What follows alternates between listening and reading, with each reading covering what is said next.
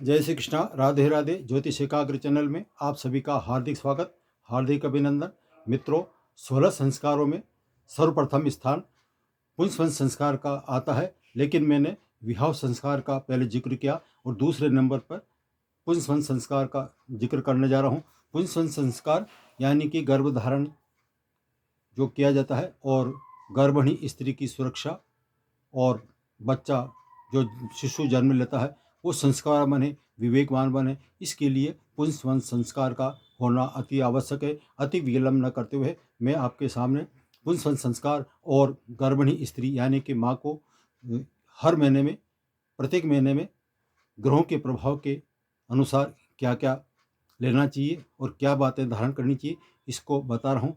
मित्रों, यदि आपने इस वीडियो मेरे चैनल को, ज्योतिष एकाग्र चैनल को सब्सक्राइब नहीं किया है तो सब्सक्राइब कर लीजिए, और यदि आपको ये वीडियो पसंद आए तो एक छोटा सा लाइक जरूर कर दीजिए, कमेंट्स कर दीजिए। अब अधिक विलंब न करते हुए मैं आज का यह वीडियो संस्कार का माँ गायत्री के चरणों में समर्पित कर रहा हूँ और श्री राम शर्मा आचार्य को समर्पण करते हुए ये वीडियो बनाने जा रहा हूँ। जय श्री कृष्णा, राधे राधे। पुंसवन संस्कार से पूर्व जब विवाह संस्कार होता है, विवाह संस्कार के बाद में दो आत्माओं के मिलन के बाद में मेल और फीमेल के द्वारा संतान की उत्पत्ति होती है। तो संतान की उत्पत्ति में शुभ समय मुहूर्त का होना अनिवार्य है। गर्भधारण दिन में के समय और ऐसी समय ब्रह्म मुहूर्त और आपका जो संध्या काल होता है उसको छोड़ते हुए रात्रि के समय गर्भधारण किया जाना चाहिए। और गर्भधारण के लिए विशेष शुभ मुहूर्त देखना चाहिए। संक्रांति, विशेष पर्व और पूर्णिमा अमावस्या को हमेशा रिक्ता तिथि इनको टालते हुए ये कार्य किया जा सकता है। अब हमारे ज्योतिष शास्त्र के अनुसार गर्भस्थ शिशु पर 7 ग्रहों का उस पर हर महीने प्रभाव पड़ता है, उसके बारे में जानकारी दे रहा हूँ। गर्भस्थ शिशु पर सर्वप्रथम शुक्र ग्रह का प्रभाव पड़ता है। शुक्र ग्रह के प्रभाव पड़ने के कारण जो गर्भधारण कर रखा है उस माँ को फलों का रस ज़्यादा सेवन करना चाहिए। फलों के रस में यदि आप बच्चों को सुंदर बनाना चाहते हैं, शिशु को जो जन्म होने वाला है बच्चे का, तो उसको यदि आप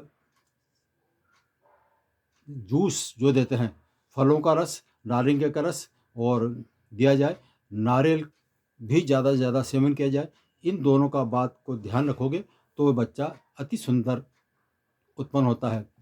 नंबर दूसरा महीना जो प्रारंभ होता है उस महीने में कुल मिलाकर उसको मीठा ही मीठा भोजन दिया जाए।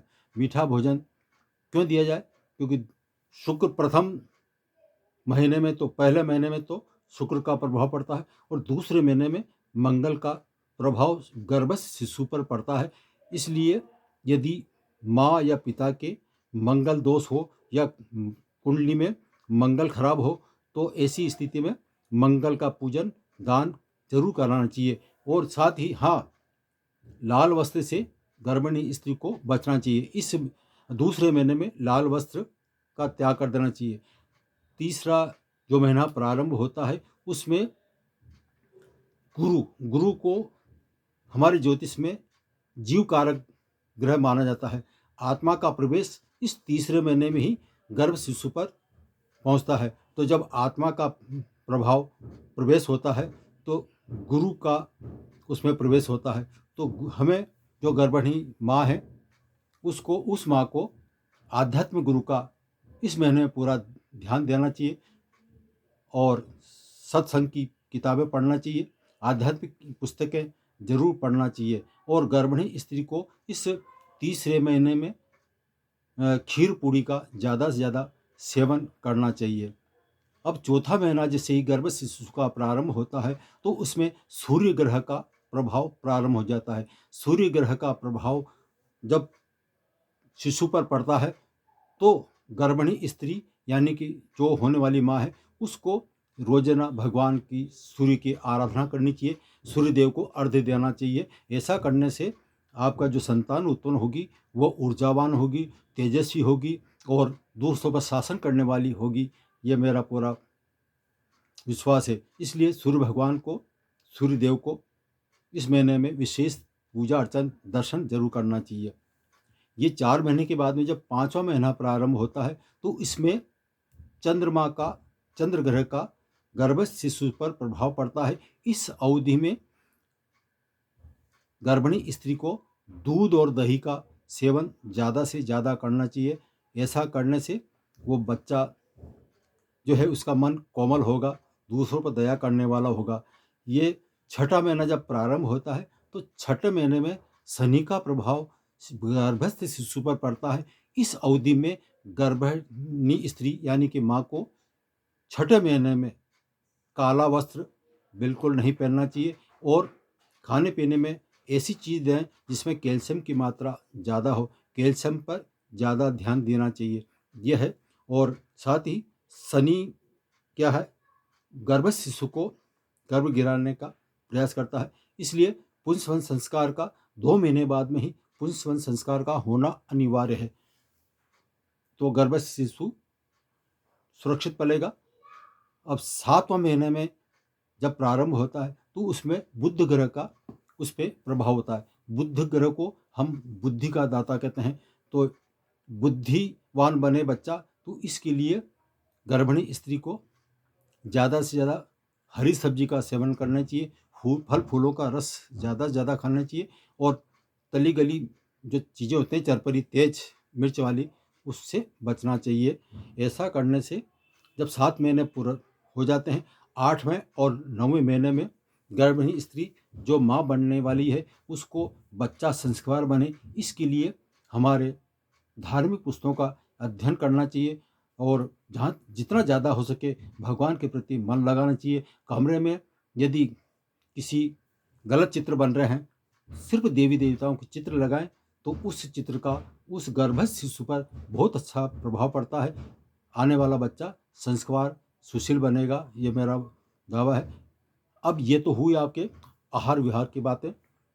गर्भस्थ शिशु के पुंसवन संस्कार, मेन पुंसवन संस्कार किस तरह से मनाया जाता है, इसके लिए कोई सी पूजा हो उसमें सर्वप्रथम गणेश जी पूजन होता है, वरुण देवता, अग्नि देवता, षोडश मात्रा और नवग्रह, इन 5 ग्रहों का, इन 5 देवी देवताओं का पूजन होने के बाद में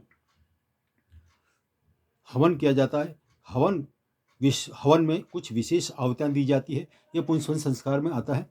विशेष आहुति के बाद में पहले से ही एक औषधि तैयार रखें। वो औषधि क्या है, एक तो गिलोय, नीम गिलोय मिल जाए तो जहाँ तक अच्छी है। ये नीम गिलोय यह बताती है कि जब बच्चा जन्म लेगा तो वो हमेशा ऊंचाइयों की तरफ चलता जाएगा, यानी कि सफलता उसके कदम में छुए। तो ऊंचा बनाने के लिए गिलोय दी जाए।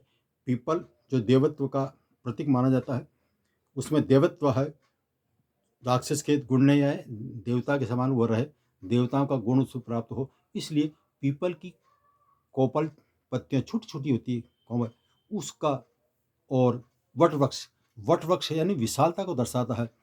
बच्चा विशाल हृदय वाला बने, संस्कारवान बने, इसके लिए वट वृक्ष, गिलोय और पीपल, इन तीनों का मिश्रण करते हुए जल में पीस ले और उस कटोरे भर ले। जब हवन हो जाए, विशेष आहुतियाँ दे दी जाए, उसके बाद में वो औषधि बच्चे जो गर्भिणी स्त्री है, माँ बनने वाली है, उसको दी जाए। वो माँ उस कटोरी को, उस औषधि को सूंघे और यह भावना करे कि इसके सारे संस्कार मेरे शुभ पड़ रहे हैं, तो यह और गायत्री माँ का जाप करते रहे मन ही मन और ग्रहण कर ले। खीर बनाए एक कटोरी में, वो खीर इतनी बनाए जितनी गर्भिणी स्त्री ले सकती है और सावधानी खीर से बचे, चावल की खीर ही बनना अनिवार्य है। उसको खीर को दी जाए।